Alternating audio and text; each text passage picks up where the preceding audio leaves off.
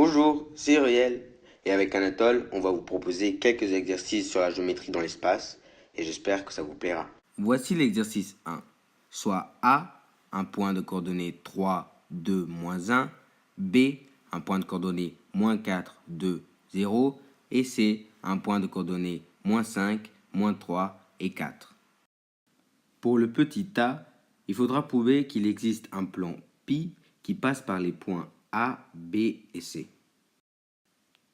Pour le petit b, il faudra déterminer les équations paramétriques de ce plan pi.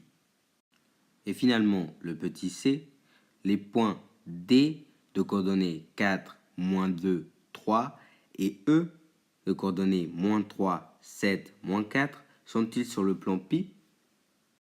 Mettez sur pause car les réponses à cet exercice arriveront bientôt.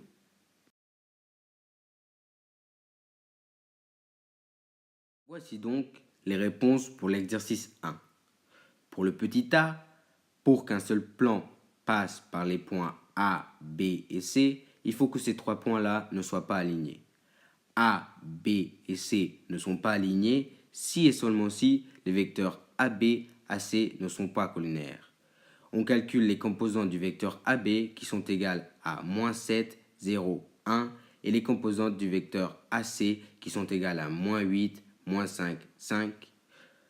Les deux vecteurs sont clairement non collinaires, donc le plan pi existe et est unique. Pour le petit b, pour trouver des équations paramétriques du plan pi, nous aurons besoin d'un point M de coordonnées x, y, z qui soit sur le plan. Ce point est sur le plan si et seulement si les vecteurs AM, AB et AC sont liés. Cela veut dire qu'il existe un réel lambda et il existe un réel mu tel que le vecteur AM est égal à lambda fois le vecteur AB plus mu fois le vecteur AC. Ce qui nous donne les composantes du vecteur AM est égal à lambda fois les composantes du vecteur AB plus mu fois les composantes du vecteur AC. Donc, des équations paramétriques du plan pi sont x est égal à 3 moins 7 lambda moins 8 mu. Y est égal à 2 moins 5 mu. Z est égal à moins 1 plus lambda plus 5 mu, sachant que lambda et mu sont deux réels. Pour le petit c, pour vérifier si le point D est sur le plan pi, il faut insérer ses coordonnées dans les équations paramétriques et vérifier si le système a une solution. Nous avons donc l'équation suivante. 4 est égal à 3 moins 7 lambda moins 8 mu. Moins 2 est égal à 2 moins 5 mu. 3 est égal à moins 1 plus lambda plus 5 mu. Nous résolvons le système d'équations et nous trouvons que mu est égal à 4 cinquièmes. Nous remplaçons mu dans la première équation et nous avons une équation qui est égale à moins 7 lambda est égal à 1 plus 32 cinquièmes. Donc moins 7 lambda est égal à 37 sur 5. Donc lambda est égal à moins 37 sur 35. Nous voyons que les deux lambda ne correspondent pas, donc le point D n'appartient pas au plan pi. Pour savoir si le point E appartient au plan pi, on remplace les coordonnées de E dans le système d'équations. Nous obtenons donc le système suivant. Moins 3 est égal à 3 moins 7 lambda moins 8 mu. 7 est égal à 2 moins 5 mu. Moins 4 est égal à moins 1 plus lambda plus 5 mu. Donc, moins 5 mu est égal à 5 et finalement, mu est égal à moins 1. On remplace mu dans les autres équations et nous trouvons que dans la première équation, lambda est égal à 2. Dans la deuxième équation, mu est égal à moins 1. Et dans la troisième équation, lambda est égal aussi à 2. Les deux lambda correspondent, donc E appartient bien au plan pi. Voici l'exercice 2.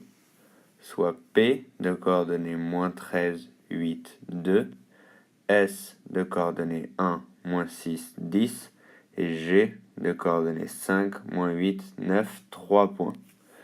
A. Prouver qu'il existe un unique plan pi qui passe par les points P, S et G. B. déterminer des équations paramétriques de ce plan pi. C, les points O de coordonnées 115, 16, 6 et M de coordonnées moins 114, 97, moins 36 sont-ils sur le plan pi? Dans cet exercice, vous aurez le droit d'utiliser votre calculatrice avec le maximum de ses capacités. Mettez sur pause car les réponses arrivent bientôt.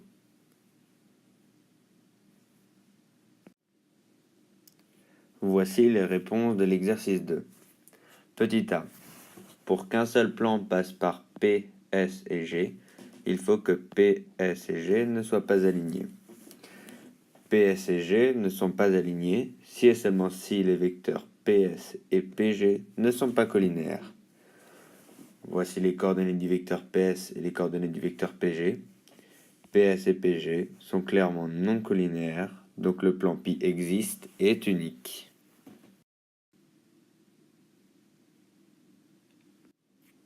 Petit b. Un point N de coordonnées x, y, z est sur le plan pi si et seulement si les vecteurs Pn, Ps et Pg sont liés. Si et seulement si il existe un réel lambda et il existe un réel mu, tel que Pn égale lambda Ps plus mu Pg. Si et seulement si il existe un réel lambda et il existe un réel mu, tel que ceci. Lambda appartenant à R et mu appartenant à R, les ensembles réels. Pour l'utilisation de la calculatrice, il faut enregistrer les points P, S, G et N et ensuite faire un système en cherchant X, Y et Z. Ici, pour simplifier l'utilisation, lambda égale L et mu égale U. Nous enregistrons donc les points P, S, G et N dans la calculatrice, nous faisons un solve du système et nous obtenons les équations paramétriques suivantes. Voici la première partie de la résolution du petit c. Nous enregistrons donc les coordonnées du point O et nous résolvons alors le système d'équations avec les paramètres x, y et z connus. X, y et z, les coordonnées du point O. Voici la résolution du système. La calculatrice nous dit false, alors O n'appartient pas au plan pi. Voici donc la deuxième partie de la résolution du petit c, qui consiste à vérifier si le point M appartient au plan pi. Voici donc les coordonnées du point M enregistrées dans la calculatrice, la résolution du système d'équations. Comme la calculatrice nous donne des valeurs pour mu égale moins 6 et lambda égale 1,5, alors le point M appartient au plan pi. Voici l'exercice 3. Il faudra établir une équation cartésienne du plan pi passant par les 3 points suivants. Le point A, qui a comme coordonnées 5, 3, moins 1. Le point B, qui a comme coordonnées moins 2, moins 3, 4. Le point C, qui a comme coordonnées moins 4, 5 et 1. Mettez sur pause, car les réponses arriveront bientôt.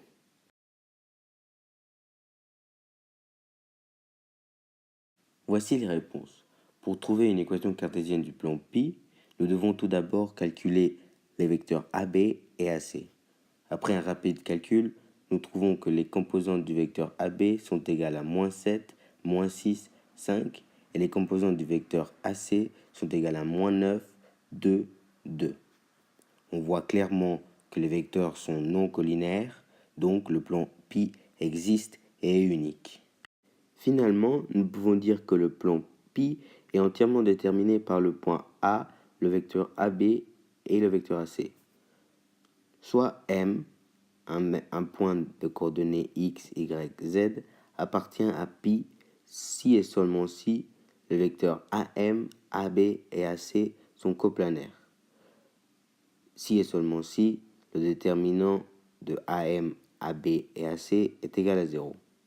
Nous faisons donc le déterminant de ces 3 vecteurs égal à 0.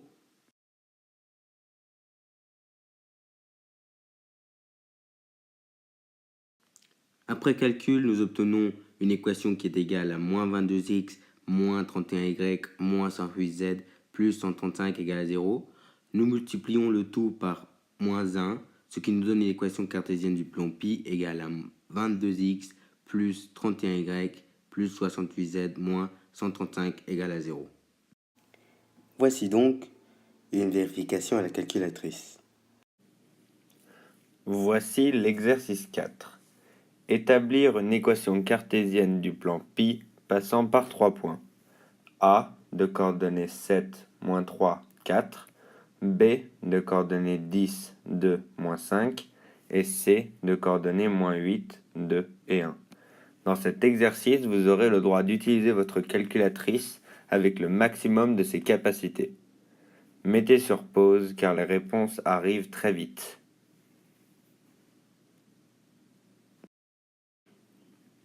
Voici les réponses de l'exercice 4. On calcule les vecteurs AB et AC, ce qui nous donne AB 3, 5, moins 9 et AC moins 15, 5, moins 3. Les deux vecteurs sont clairement non collinaires, donc le plan pi existe et est unique. Pi est entièrement déterminé par A, AB et AC. Ensuite, M de coordonnées x, y, z appartient à pi, si et seulement si les vecteurs AM, AB et AC sont coplanaires. Si et seulement si le déterminant de AM, AB et AC égale à 0. Voici le déterminant de AM, AB et AC.